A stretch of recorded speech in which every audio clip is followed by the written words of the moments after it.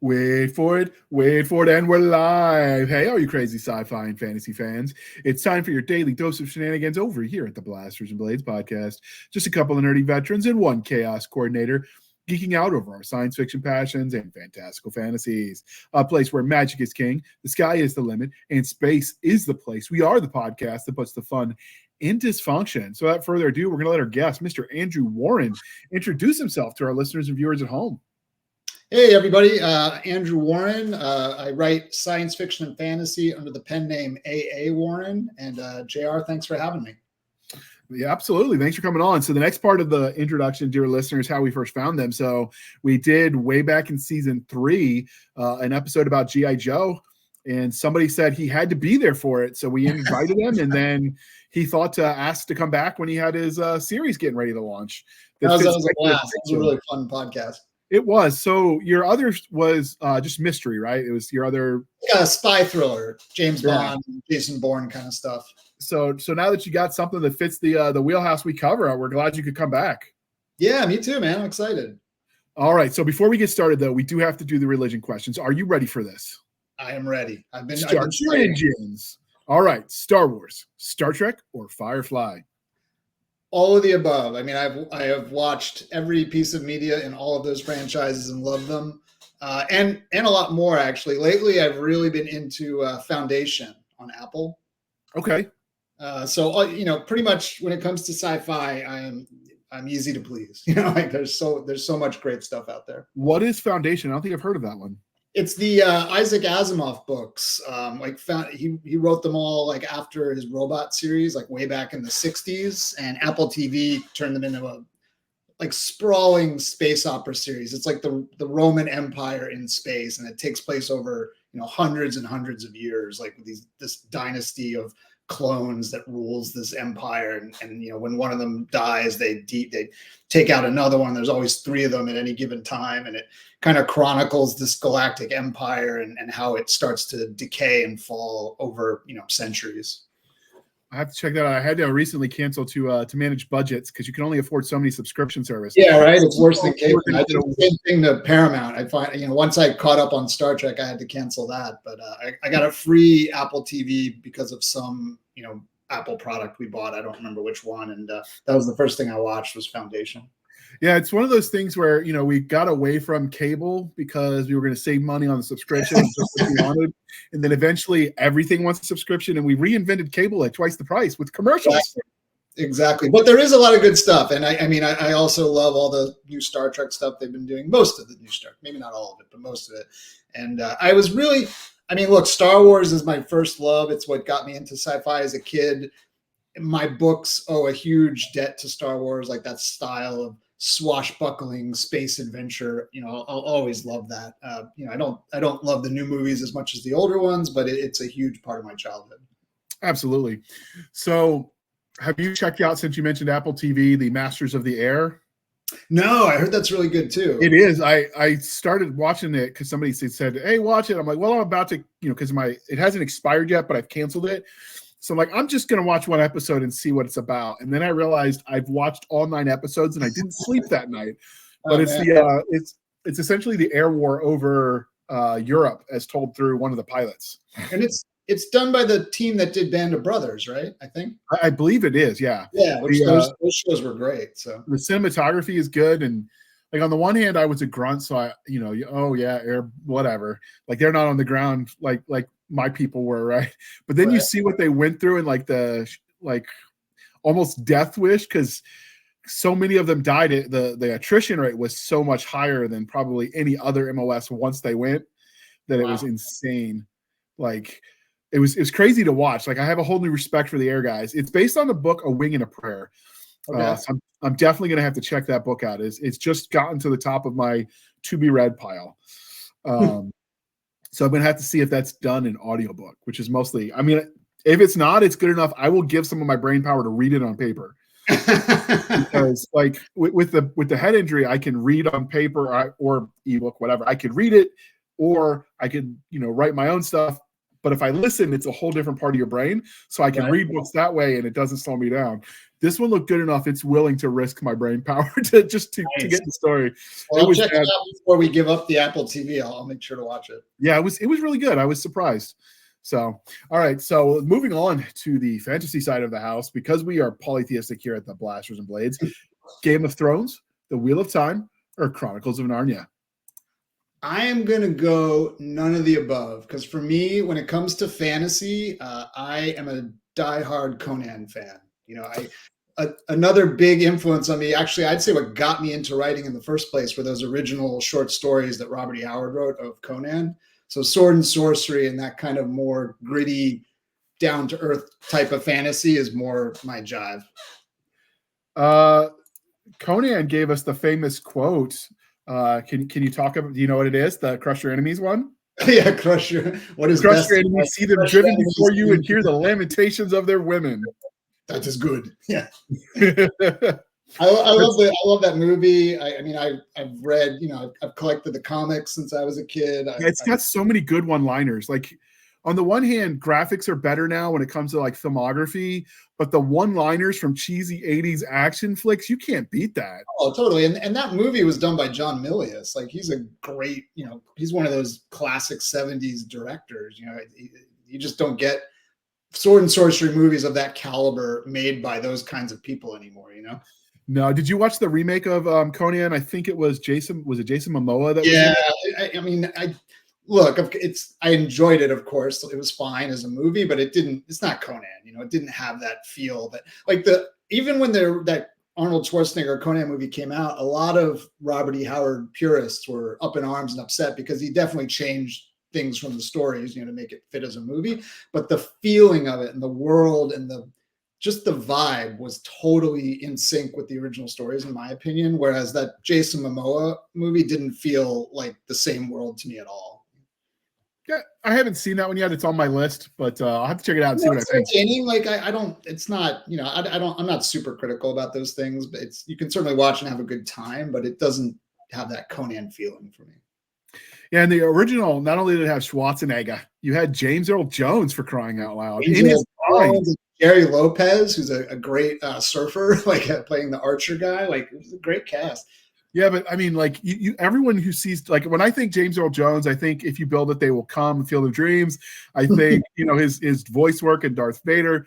You don't tend to think of him in his prime, right? You think of him as an older guy. So when you see him, I would not want to meet him in a dark alley. Is all I'm going to say. Oh, man, he was a great villain. The Riddle of Steel. Yeah, he's the old joke is he's the guy you want narrating your life if they turned it into a movie, right? It used to be him. Now it's Morgan Freeman, right? But it was him for a long time. Who's the one who says the F word every other time? That would probably be more appropriate for me. Oh, that's Sam Jackson. Sam Jackson, yeah. That's probably more appropriate for most former veterans or for most veterans, former soldiers. But probably not what our parents would want to hear about us. There was a meme floating around on Memorial Day or the day before Memorial Day.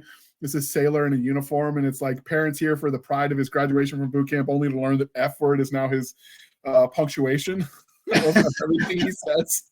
It's funny because on the spy thriller side, I don't really care about swearing in books. I don't go out of the way to swear, but if it seems appropriate, I don't edit it out either. So I'd say the books kind of contain mild swearing, and some readers could care less, but then other readers, I had this one reader go through all of my books after the first. He read the first, and I guessed there was no swearing in that book. I don't remember, but then after that, he gave them all 1 star because there was a swear somewhere in it. I got real upset about it.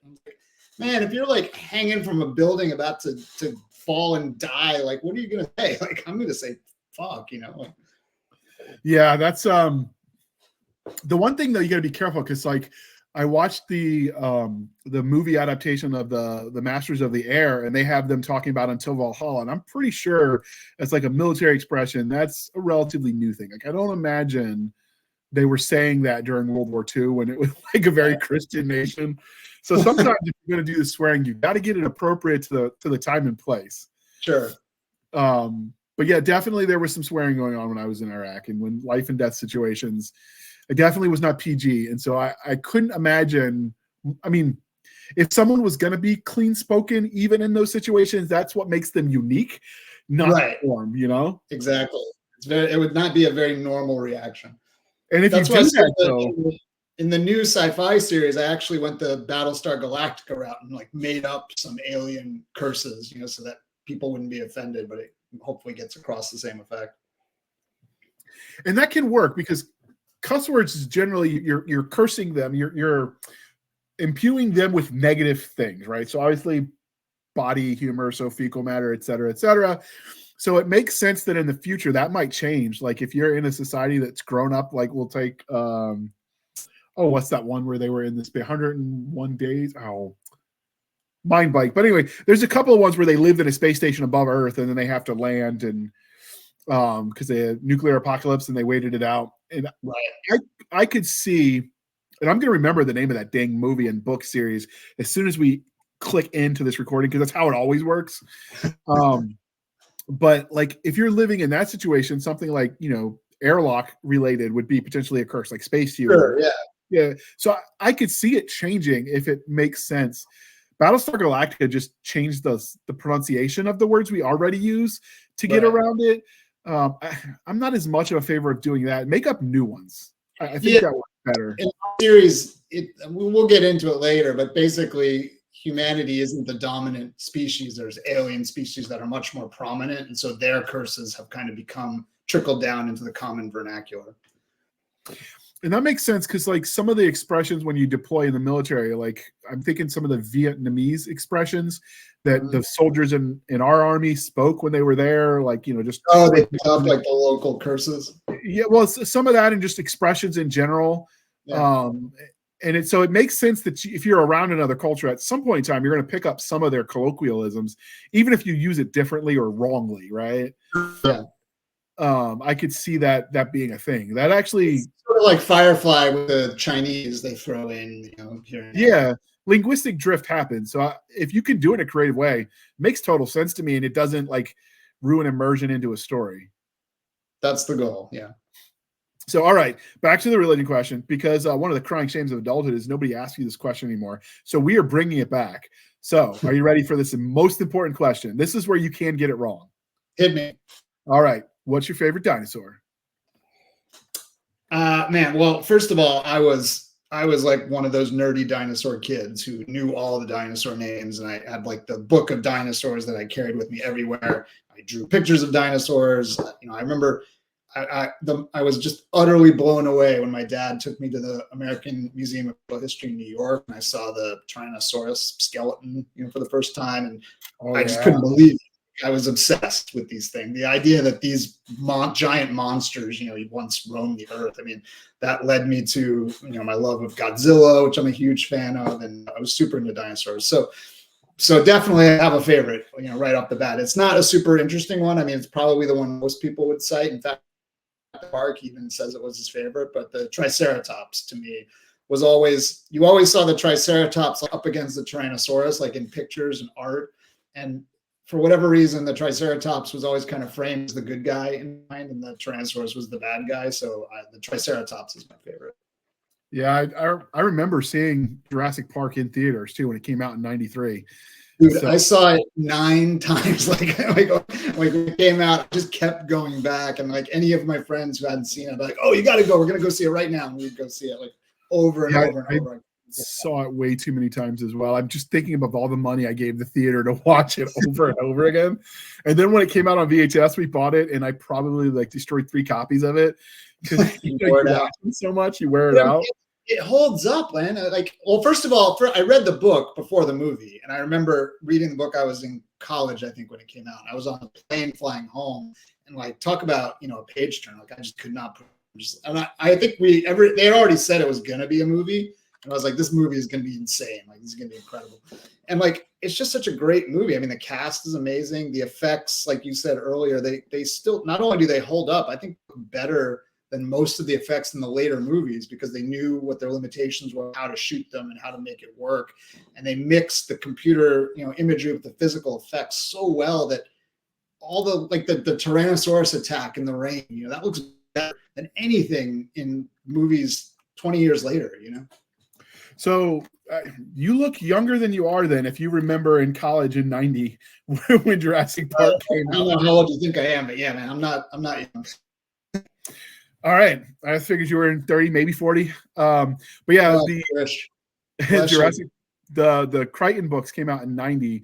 I was not at the point where I was reading that kind of book, but then when I saw the movie, I'm like, I've got to know where this came from. And I was talking to the librarian about I wanted to learn more about dinosaurs, and she was like, "Well, JR, did you know it was based on a book?" And I'm like, "Oh, go on." So I read all three, and that's one of the shames that like follow-on movies didn't like cover some of the story plots. So like part of movie one, Jurassic Park, is the awe of seeing it for the first time, and you can still hear that iconic music. I'd even hum it because I can still hear it in my head, but they'll copyright strike us. But like that was iconic. Like, oh my God, you're watching it for the first time, right? Mm-hmm. Movie 2, 3, and on and on and on. They kept trying to repeat that, but the awe, not that it's not impressive to see the dinosaurs, but you can't recapture that feeling. So they should have took the story forward instead of keep repeating the plot points, you know? Like, yes, the ninth time we built the island and it's going to be different this time. Right. And they took like bits from the books that weren't used and tried to like reuse them later, but they just never worked. Like once you pulled them out of that story, you know, it was kind of like, it just. The second one opens with the scene where this little girl's on a beach in like the coast. Yeah, right. That was in the first book. Yeah. Was in the first book? Yeah, I just remember that was in the first book. And in the third one, there's that aviary with the pterodactyls. Like that was also in the, but they didn't get to it in the movie. So, but I mean, the things they cut out, I think they cut for good reasons. You know, they kind of knew like what they could work with and what would fit the story. And you know, they weren't necessarily the best scenes, but they would like pick over like what was left on the book and stick those bits in other movies. So I'm more thinking like once the island falls and we're like, holy crap, this didn't work out how we thought it would. To me, like taking it back to the ones that escaped to the mainland, that's the story they left behind. 100%, yeah. I mean, I didn't mind the one where the guy that was in the detective movies, who was the military contractor that was trying to get in Jurassic World, like, we want to weaponize these. Like, yeah, I could see the military wanting to do something like that. That part worked for me, but some of it just seemed a little over the top. Like, is that like one of the newer ones with? Yeah, it's the Jurassic World. I can't remember the actor's name, but oh yeah, I only saw the first Jurassic World.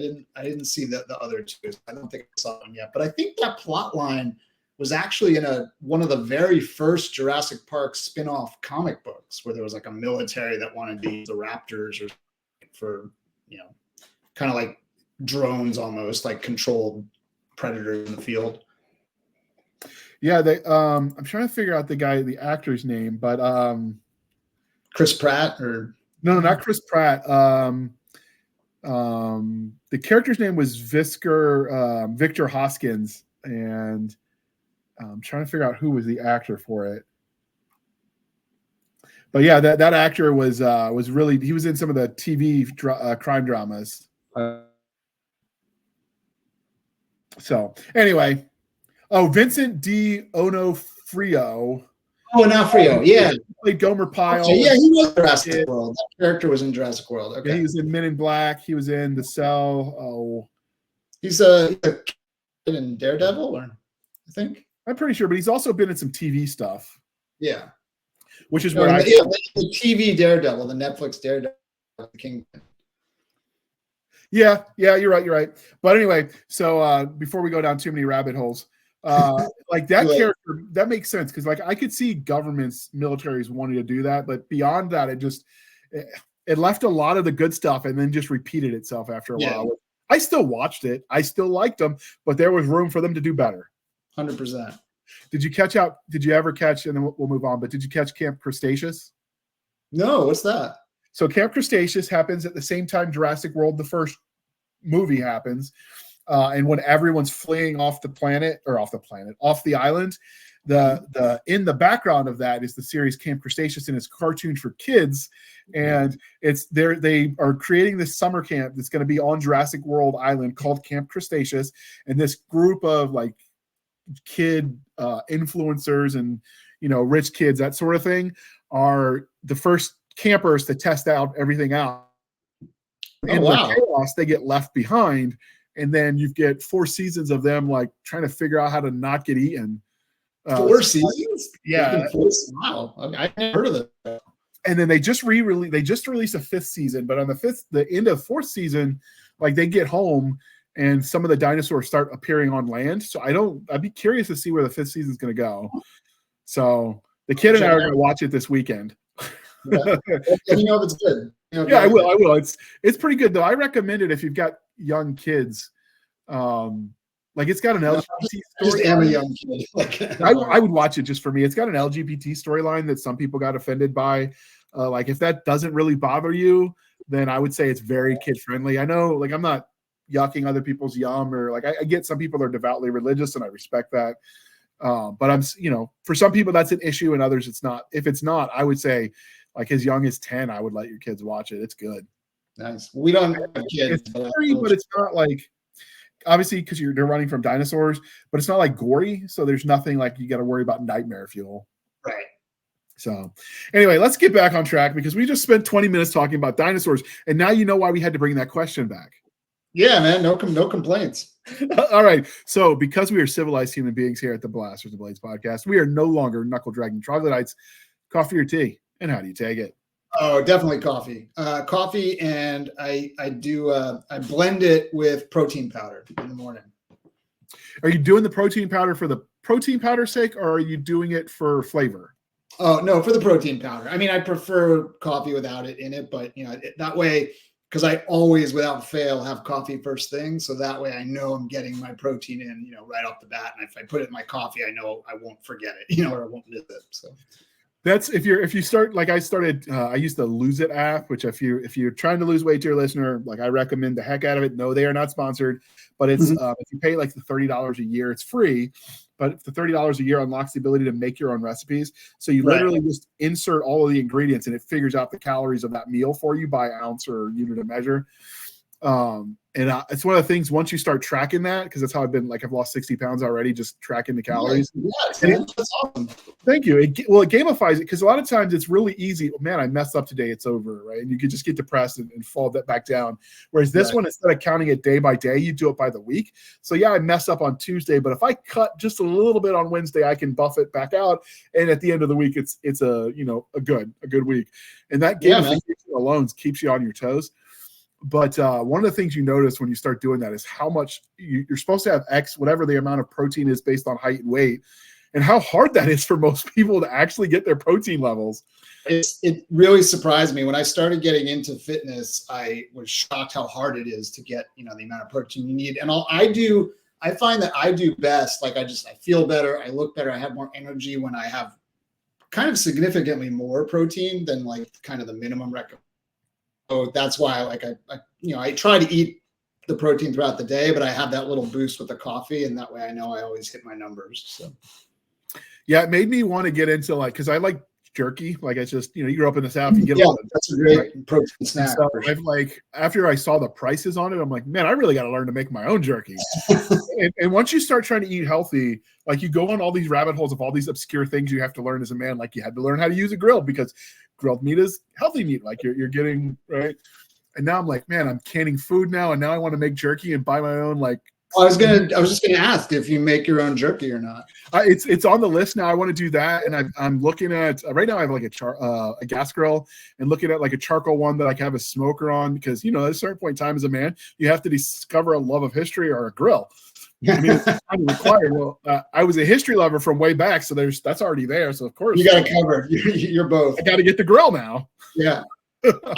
I have no idea how to make jerky, but I do love jerky. So, I mean, that's definitely something I would be into. I looked at the machine that they all recommend using is like a dehydrator. I can't remember which one. I was talking to Terry Mixon about it because he makes his own. He's another author, sci-fi author. And the link he sent me for the machine that did it was like $12,000, and it's huge. And I'm like, I don't have a special room to make my beef jerky. I'm not there yet, but maybe I'll sell a few more books. I'll get there.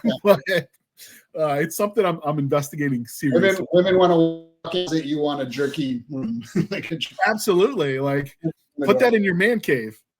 I'll listen to the hum in the background. I'm like, my wife wants a walk-in closet. I don't want to generalize. So. Yeah. Some, not all, but some. Yeah. There we go. All right. So yeah, when it's summer, do you drink it cold then, or do you still do the hot coffee? No, I'm hot. I mean, if I at home, I drink hot coffee exclusively. If I'm getting a coffee out, then I might get a coffee or something. But at home, I'm always hot coffee. So have you tried any of that cold foam stuff? I'm finding I love the cold foam, the cold brew coffee. I like it, but for me, like in the morning, I just want that hot coffee. Like I just associate that. It's the one good thing, about waking up in the morning. like the Folgers commercial. Like I just look forward to it. Like no matter, when I'm right now, I'm writing exclusively, but when I'm working, if it's like a tough job, like I go to bed and I'm like, well, at least in the morning there's coffee. It's like that's something that's just my for the day. So. Yeah, I start the morning with hot coffee, and then I transition to the cold coffee in the summer. That makes sense. Yeah, it's chill. And I found that as I've been eating healthier, like my taste for sweet is just not there. Like we had for Memorial Day, we had family over, and so we did like a really rich chocolate cake, and I've had one small piece, and I felt like physically ill because of so much sugar, and I'm like, oh, my body's gotten used to not having this much sugar. So as that happens, though, like the calories on my coffee drinks aren't as bad anymore.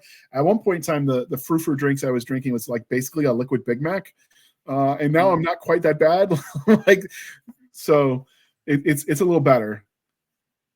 Yeah, I mean, one of the reasons why I read this, maybe this isn't true, and I'm giving fake news, but I read that the reason they put phosphoric acid in Coke because there's so much sugar in Coke that if the phosphorus wasn't there, you would like vomit from how sweet it was, like because it's just packed with as much sugar as they can put in it to make it super addictive. So the phosphoric acid kind of sours it out a little bit so that you don't get sick. That wouldn't surprise me. I actually, funny you say that. I drink Diet Coke not because like I'm not convinced it's better for me because it's got like 0 calories, because it's still got chemicals in it that probably aren't great. Right. The 0 calories is nice as far as it goes, but I drink it because it's less sweet. Yeah. Regular Coke is really sweet. Like, especially if you go off sugar, like you say, I don't eat a lot of sugar. When I take a sip of Coke, I'm like, wow, like that is super sweet. Yeah. Sometimes I'll like, if I'm out with my parents and like my mom will get hers and she gives me hers instead of mine on accident because I get the diet, she gets the regular. And I'm like, I take that first sip and I'm like, oh, nope, this is yours. You can tell. So the danger with the diet beverages is the artificial sugar they use makes you crave bread. And then of course, bread is broken down into sugar. So the net is there. Makes you crave sweets, which is the sugar. But I don't have that problem. For me, the bread is my weakness when it comes to sweets. Yeah.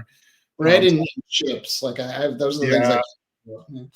Yeah, and like I don't know, bread's just like I said.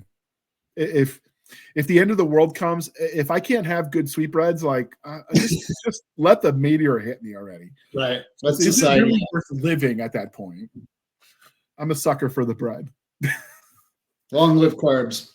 Yeah, that's one of the things is I watched in the news recently, they were talking about Red Lobster might be filing bankruptcy, and part of what was doing them in was like the endless shrimp. And I'm like, wait, if they go, does that mean their cheddar biscuits go? Cheddar biscuits. Well, they're part of more. They're like a part of a holding company that owns other restaurants, right? So maybe the cheddar biscuits will transition to Applebee's or something. I don't know. And if they go away, we will have a moment of silence on this show for our beloved cheddar biscuits. And then Stabby will finally probably tell us like, oh, I knew the recipe all the time. What are you talking about, JR? They're probably not that hard to make. I don't know. But yeah, I've Red Lobster. I saw that news story too. And I was thinking, man, like I haven't been to a Red Lobster in probably 20 plus years, but I do remember the biscuits. Like they were. I haven't been in forever either, mostly because like just my budget doesn't allow that much eating out. Now that I could probably afford it a little bit, like you realize when you cook the food at home versus getting the exact same thing portion by portion, like when you get in a restaurant for some reason, it's like 2/3 more calories. Yeah, because they fry everything with massive amounts of butter and oil. Yeah, and so like if I get this at home, I could eat 3 times as much for the same calories. And like I got a chicken soup recipe that I make that I love, and it's like I could eat a quart of that for under 500 calories. I can't eat a quart. Like I'm just not physically able to, and still it's only like so. No, I don't eat out as much.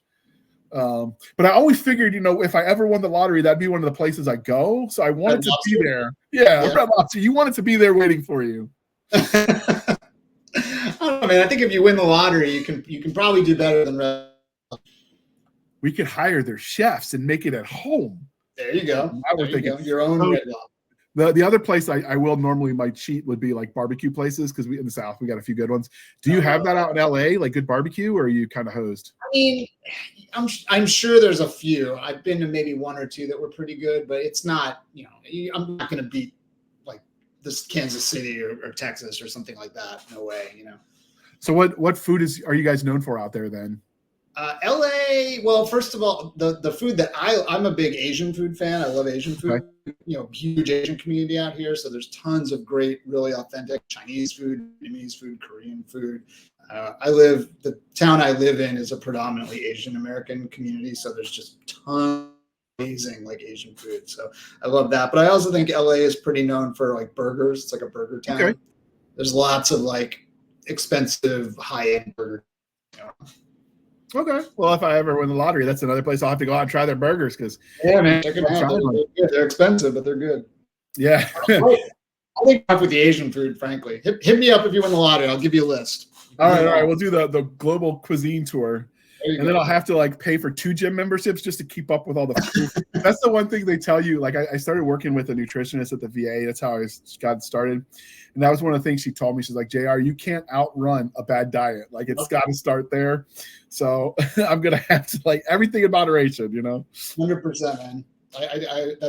It's totally true. Like, I mean, you look at the calories and then you go into a gym and I wear like a Garmin or an Apple Watch and you see the calories off in a workout. And it's like, that's a soda, it's like, yeah, absolutely. Meal is like 800 to 2,000 calories. The only good thing is as guys, we get extra calories. Like if you look at like, because if you change your gender in the apps, it'll cut. You watch how much calories it drops and what it allows you to have every day. And I'm like, sometimes it's good to be a dude. We can carry more muscle. So So how did you, transitioning back to you as a nerd, because we keep talking about food and coffee we really ought to just do a separate like nerdy food and coffee podcast where like pair like food and coffee to sci-fi. I don't know. If you do that, I know I have some people you should talk to. I'll give you some recommendations. So how did you get into speculative fiction? Like, was it Jurassic Park that got you into the, the whole genre that is speculative fiction, or was it something else?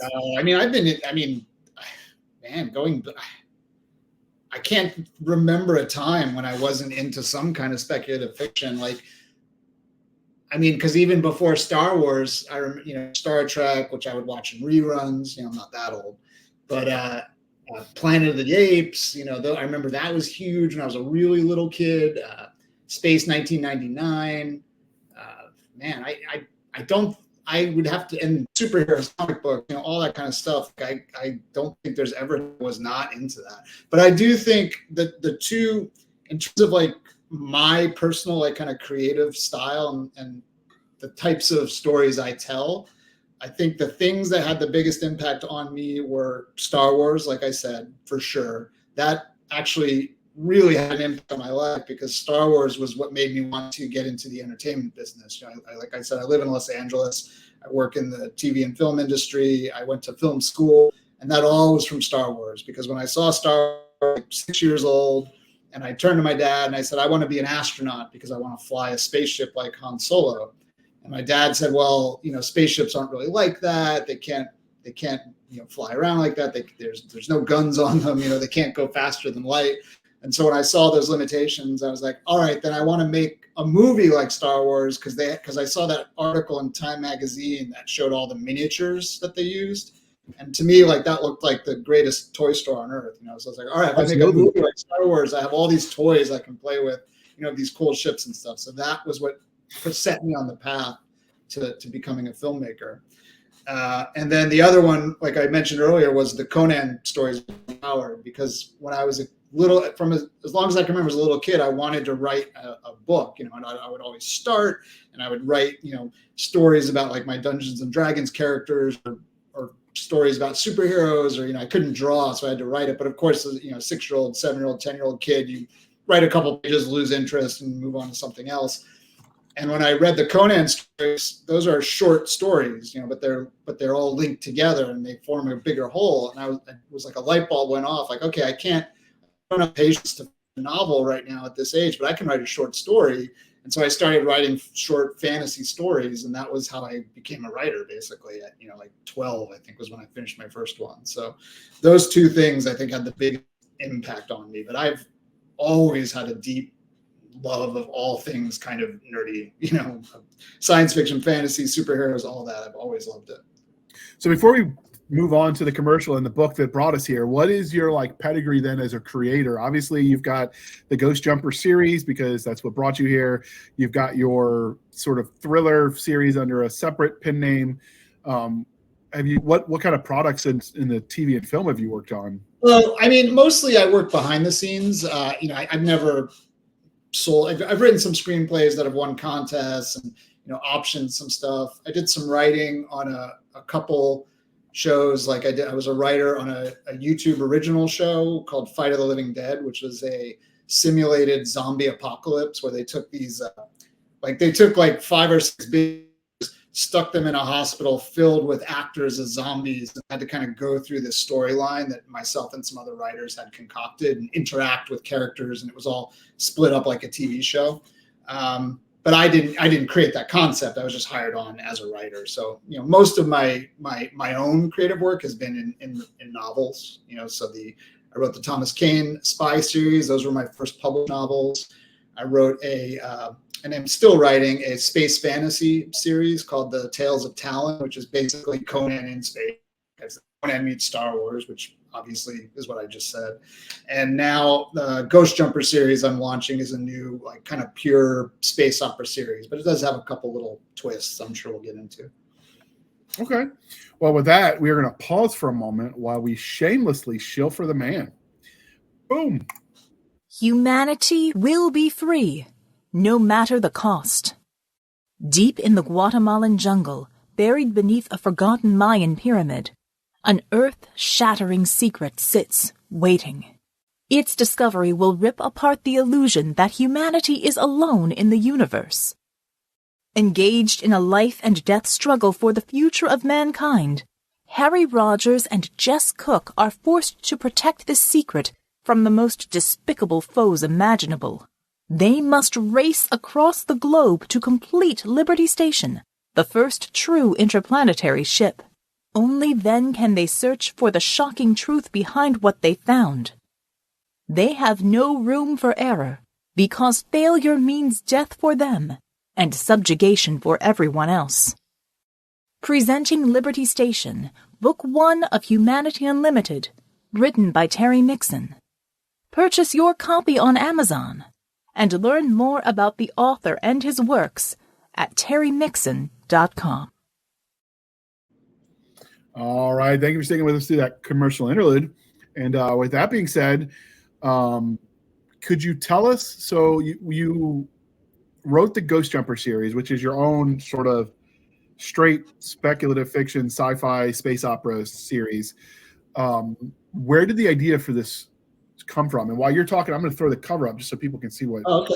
Well, Ghost Jumper is book 1, so I've started the series, and I do have a prequel that we'll talk about later. But basically, after the Tales of Talon, which was space fantasy and kind of had magic and some other fantastical elements mixed in, I really wanted to do something that was kind of pure space opera.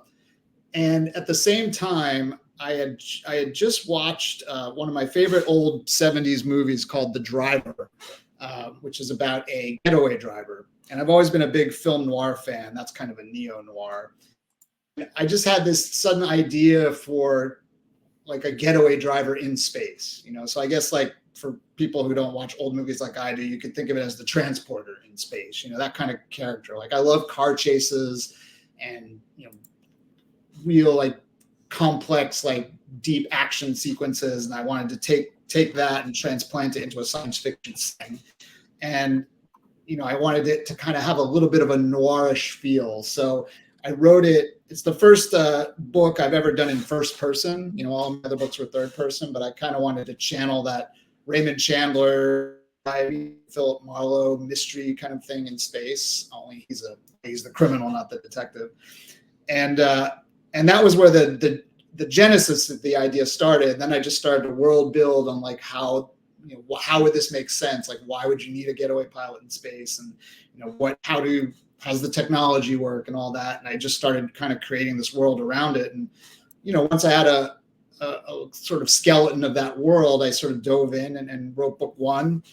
And then as I was preparing to launch it, I just kind of looked at the story and I was like, I'd like to expand a couple there. And so I wrote a shorter prequel called Mercy Run, which I'm planning to give away free to my newsletter, but I'll also put it up on Amazon as well when the book launches.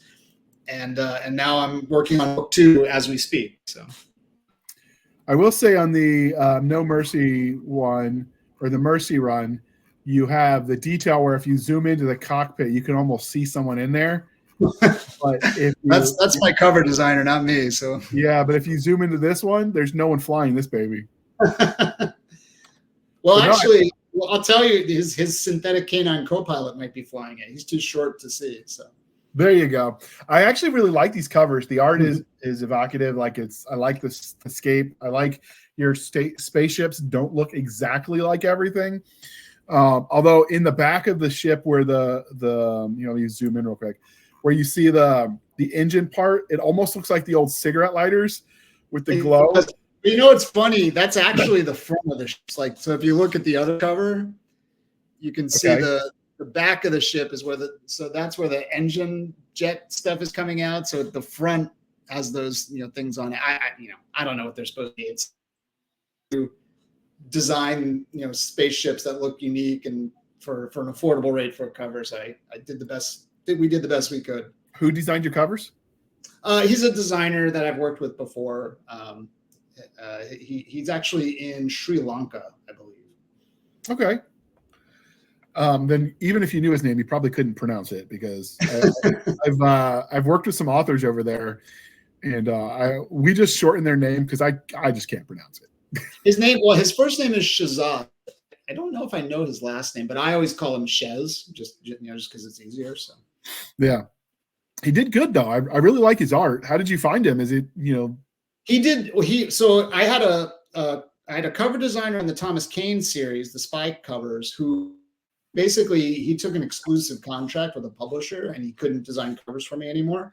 So I went looking online on 99 Designs and I met Shazad and I showed him the covers. And I was like, I need someone who can, it doesn't have to be 100%, but copy this basic style, moving forward. He did some testing. I thought they looked good. And so I kept working with him on that. And when I launched I had a different designer that did the Talon covers, but when I was launching this, I said, hey, what do you think about science fiction series, spaceships? Like I wanted to feel very fast, like emphasize the speed. And he did some mock-ups and I thought they looked great and I like working with him. So we kept it going. No, good choice as far as I'm concerned. I like the art. Cool. I like the background. It's not as it's dark in a way, like you could see the outside where on the bottom where it's like darker, where it's just the voids of space. But then they've got enough light to like make it eye catching from the ships moving and their engines and whatnot. Yeah, I like really vibrant covers. Like my spy series is kind of like that too. They're like very, of course they're dark because you've always got like the shadowy figure running through a city. Like that's the spy thriller style. But I always try to give it like some punches of color to draw the eye, and that's just what I like. I kind of like those patches of color. And it was also really important. Such a big part of the series is he's a getaway pilot, right? He's always, he's all about speed. He's trying not to get into battles. That's the last thing he wants. He wants to get away clean and as fast as he can. And so it was important to me that they have a sense of speed. Like when you look at it, that it's not just like a big space battle. So. Yeah, no, totally nailed it.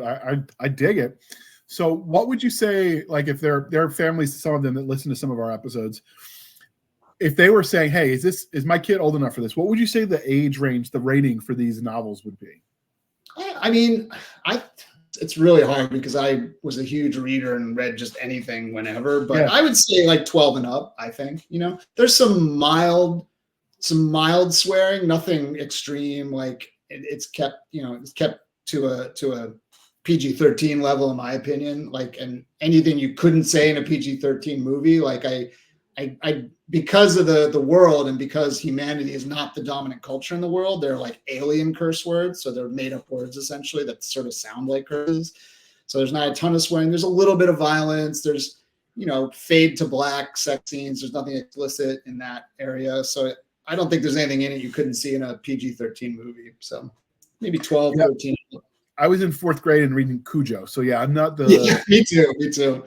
I'm not the. Well, I don't think anyone that gets into writing wasn't a precocious reader, right? So I don't know that we're ever the best judge of what normal kids would read and be appropriate for them to read. So yeah, that's why I kind of have to think of it in terms of a movie and like, what is there anything in this that you couldn't show in a PG-13 movie? I don't think so, but of course it's all subjective. So. Yeah, I use the movie rating just because everyone's familiar with it too. I think it's a good place to start. So, yeah, I really do like the art. So you did send some, and then before we start talking about the characters, you did send some character art. So you want to tell us about these as we show them real quick, just because you spent the money for them. So why not like let people see it? I'll be totally upfront. These are AI generated. And so like my personal policy AI is I don't use it for anything that I would expect someone to pay for, because to me, I don't want to be taking away money from working artists. I don't want the cover to not be designed by an artist, because I think part of hiring an artist isn't just their art, it's their style, their perspective, their ideas, their composition, and that can't be that. As far as I'm concerned, that can't be generated by an AI. But for things like sketches or these are just things I made like for my Instagram account or to throw up on Facebook or to put in my Scrivener file as I'm writing to like get a sense of what they look like. So that's where these came from. But yeah, so that's the whole AI thing, which I know can be a sticky issue. But this character here is Baxter. He is what is known as a synthetic canine pilot. So in this world, synths are what they call robots, essentially. And the lead character, Trev, mentions that he had a bad experience in the past with an organic co-pilot. He doesn't go into details about them, but apparently they tried to essentially put a bullet in his back and steal his ship. So he has kind of trust issues when it comes to co-pilots. This synth co-pilot is a dog, but its personality is based on memories that were copied from Trev's head of a dog that he had when he was a little kid. Like he grew up on a refugee ship because humanity essentially lost. And they copied those memories to this dog, but of course the dog also has a supercomputer brain and is incredibly smart and can calculate all the necessary astrogation you need to control and pilot a starship, and can connect to the ship remotely and things like that. But he can also communicate with the main character, Trev. Trev has an implant in his head that translates the barks and growls and sounds the dog makes into essentially English, so you can understand him. Okay, and we're going to go to the next one because you got 3 of the character art. So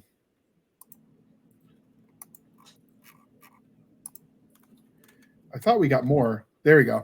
So that's the main character, Trev Corvus. He is a former. So he is a human, but really the world that these books take place in, humanity left Earth, eons ago, like way back in the distant past. It's never specified exactly what happened to Earth, something bad, clearly, but it's not spelled out if it was a war or environmental or maybe like a meteor came or something. But for whatever reason, humanity had to leave. And so humans are essentially considered kind of a refugee species in this galaxy. They're sort of looked down upon because they lost their home. They're not as technologically advanced as the other alien species in the galaxy. They've formed a home on a new planet called New Earth, but then that planet was destroyed in a war. So Trev essentially grew up on a refugee ship where all of these humans fleeing New Earth had to go, those who survived. And he signed up to fight for these aliens, like in this war that they were sort of caught up in. And that war is about 8 to 10 years old when the book starts, and now he's essentially a criminal. He's a getaway pilot. Okay. And then I think we have 3. Yeah. So we got one more. And that is Ziri. So in the story, he's a getaway pilot. So of course he's hired by a group of criminals who are pulling a job, and they're a mix of human and alien characters. And Ziri is a gray alien. So in the story, the only aliens that humanity ever had contact with before they left old Earth were the Greys, and they're sort of gray aliens, that we know of. You think of those short, big head, long finger, kind of typical alien. But in the story, it's revealed that those are just the males. The female gray aliens look much more human. They have, hair. They're about human size proportion, and she is a gray alien mechanic. And because the gray aliens were the first aliens to visit Earth, they're also held in low regard by the rest of the galaxy. There's sort of a galactic pecking order, and humans are at the very bottom, and the Greys are maybe one step up from them. So do you cover, like, from a biological standpoint, why the males look so much different than the females? It doesn't go into detail. It's kind of just a somewhat humorous throwaway line that, that everyone thinks Greys look like this, but that's just the males. But I do have ideas actually on why that is, and I kind of in later books I may explore that and bring in some male, gray alien characters as well. Okay. Yeah, that's an interesting way to do. I like the authors in sci-fi that do the nod to the trope of the green alien, little gray man, or like all the different flying saucer type tropes that have been around, and be like, oh, well, those were around because they were real. Yeah, I think that's a kind of a cool way to do it. Stargate did it too, if you remember. Yeah, definitely. So it's and in fact, it's mentioned that the society they visited were the Egyptians. Like, that is in there, so that Stargate kind of did that too. Yeah. So if you had to give this book a 30-second elevator pitch, like you're doing to sell it as a movie, what would your elevator pitch be?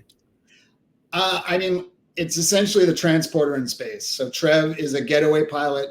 It takes place in a galaxy where faster than light travel is very strictly controlled by.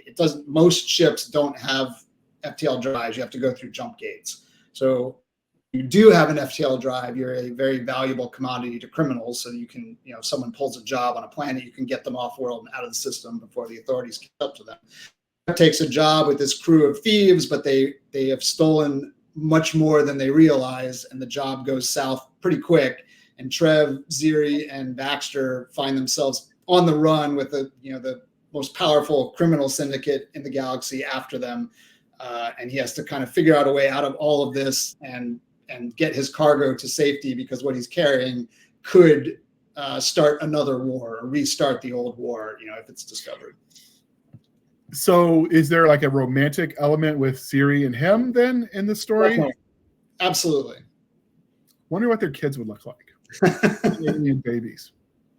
Interesting. I mean, given what we learned in D&D, everything's breedable. I mean, right, exactly. Right? Half grays, half gray elves, and all that stuff.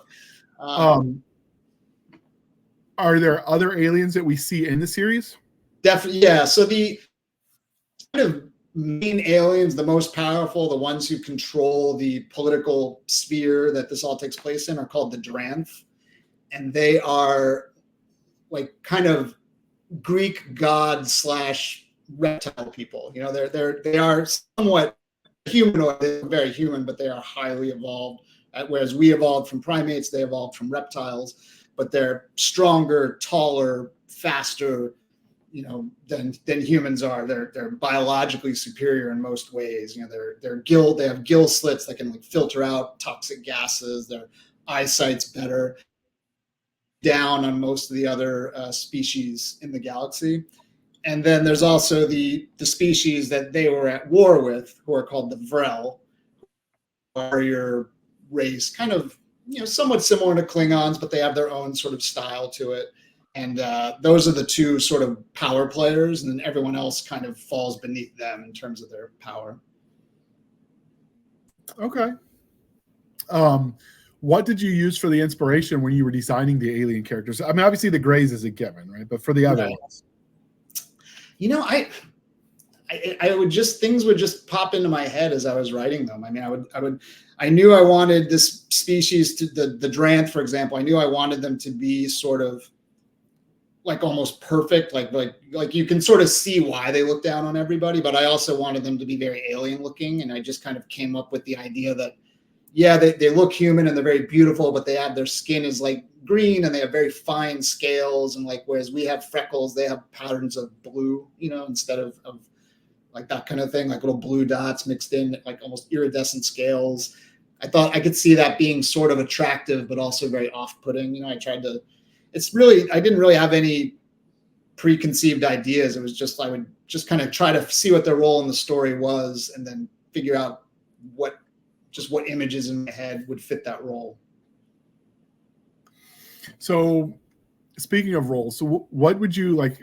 You obviously gave us a general overview of, I think, Trevor, right? Was your main character. So what can you tell us about him if you want to do like expand on that character for the audience? So, Trev is a guy who, he went through a war, he fought in a war, and basically he, along with many other humans, fought in this war sort of thinking that, okay, if we do this, like then when we come out at the other end, we'll have a higher place in society, we'll have rights, like they'll resettle us on a home world. But none of that happened, so they fought this war. And then after the war, things kind of went back to normal, and they're basically all struggling to survive in this galaxy where humanity has no home. They're looked down upon. They're definitely like second-class citizens. So he's turned to a life of crime. But he also lost someone very important to him in that war, someone that he grew up with on that refugee ship who also enlisted. And so he's kind of hasn't really been able to get over that. Emotionally stunted when we first meet him. He just keeps having nightmares of this battle he was in where this person died and he wasn't able to save them, wasn't able to stop it.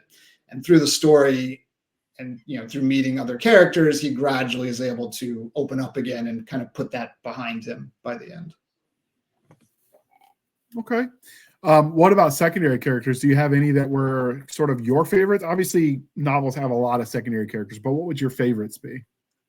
A really fun character to write. I actually like her quite a bit, but I'm a huge dog lover, of course. So Baxter, I think, is probably my favorite. And Baxter is the only character that carries through like all the books. Each book sort of has a new set of characters that you meet, new criminals, new jobs he's pulling off. But Trev and Baxter are the constants. And so giving Baxter the mannerisms and the way he behaves like a dog, like my dog, but also knowing that there's a kind of greater intelligence behind it, I thought that was a lot of fun to write. So if it's every novel is going to be almost episodic in that it's a new crime of the week. Is there character growth, or is it like the TV episodes where it resets every time? So I think typically the way my books go, there's usually, especially like, so in this first book, there's definitely character growth, but then moving forward, I think it's more about other characters around him kind of growing. Like, I feel like you can only change the main character so much. And he kind of goes through, I think, his big shift in the first book, which is not to say there can't be further growth down the road. But for instance, the next book that I'm working on is not so much about changes in him, but changes that he engenders in another character who, I can't really say what it is without giving away some plot points, but it's more about him changing the world around him. Okay. What about the bad guys? What can you tell us about them without giving spoilers? So the bad guys, so there's a couple different sets of bad guys. There's the syndicate, which is basically the mafia of this world, which there are multiple criminal cartels, but the syndicate is the most powerful, and it's exclusively run as higher aliens, the Durants. And Trev has a very firm rule that no matter what job he does, like he does not cross the syndicate. Like he doesn't want that kind of heat on him. But then there's also an enemy pilot from the war that he's encountered, almost like a kind of Red Baron. I can't remember the Red Baron's nemesis, but that kind of situation where this pilot he went up against in the war, and like they both survived, and now they're kind of being pulled together into conflict again. So that's the other kind of main villain force he has to come up against. Everybody knows the Red Baron's nemesis was Snoopy. There you go. So he's Snoopy. So which side in the war did humans fight with, or did they fight for both sides? No, they fought. So there were two. So the Dranth's organization is called the Star League, and then the Vrel had the Vrel Confederacy. So the Vrel Confederacy bombed New Earth, and they're what destroyed humanity's home. So the humans fought for the Dranth and the Star League.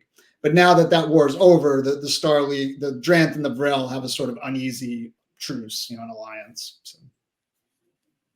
Okay. So for obviously this is a series, you mentioned it. At some point in time, you intend to take the series to the natural conclusion where humanity gets a home planet and a place in the stars? Like I look, I wouldn't rule anything out. I certainly haven't thought that far ahead yet, but I kind of like the idea.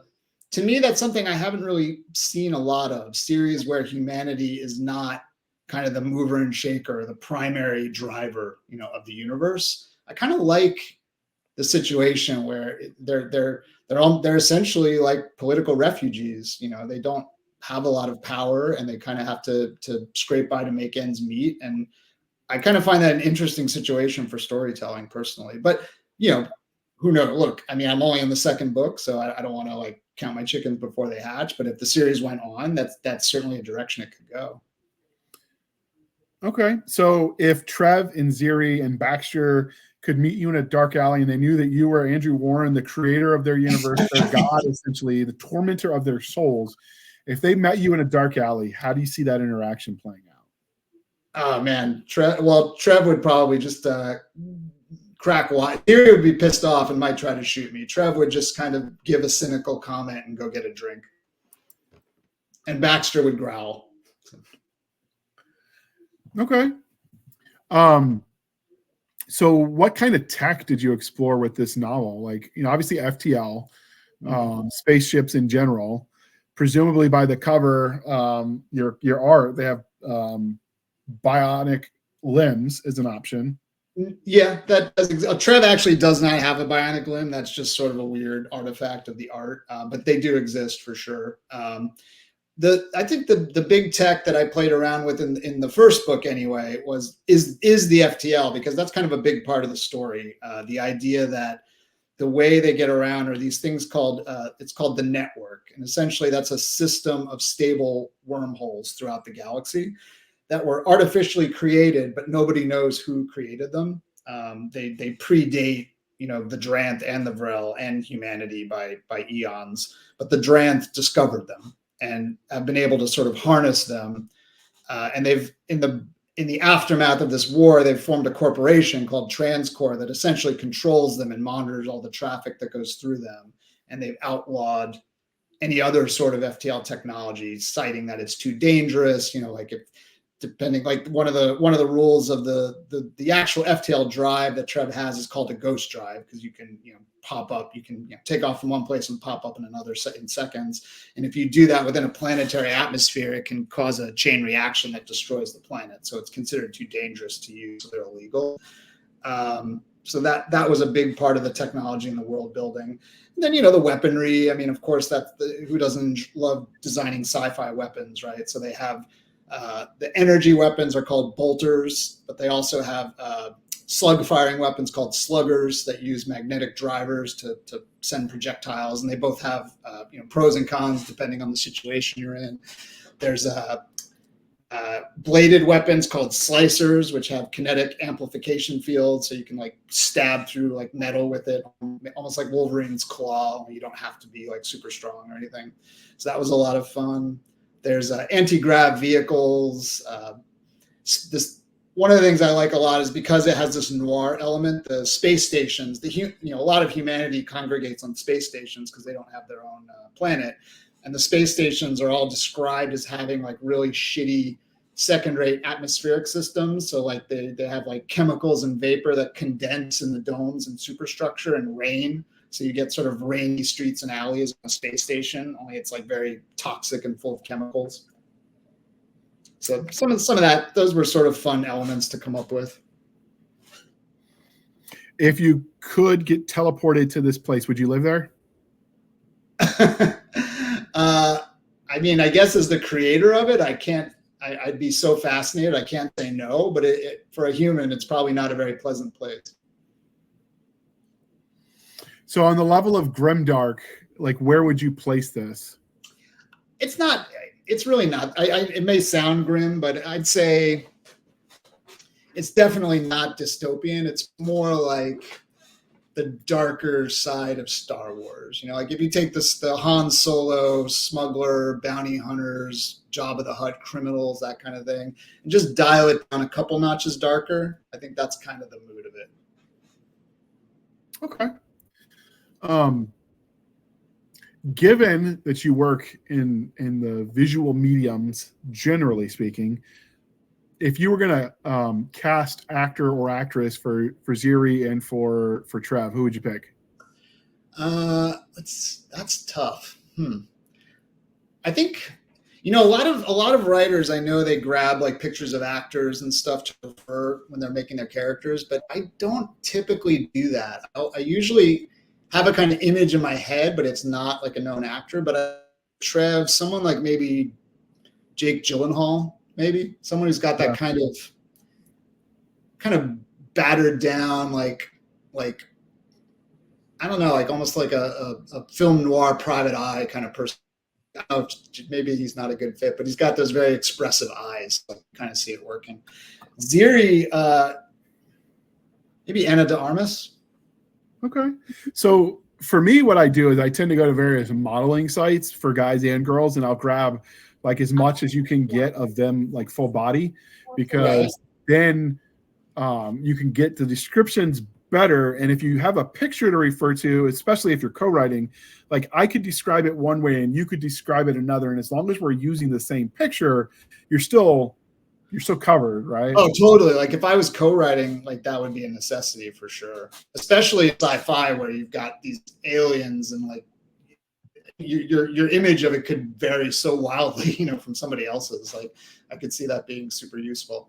That's why, like, I think for me, like something like Midjourney, that it's best used not in producing art, but in producing these quick, like, what does this guy look like? Like, you know, throw out a couple ideas. Okay, that's kind of it, and that's sort of what I use, like as a character sketch to refer to. You know, I'm not tech savvy enough that I've ever bothered to try to use any of those websites because I'm just I could probably learn it, but do I have?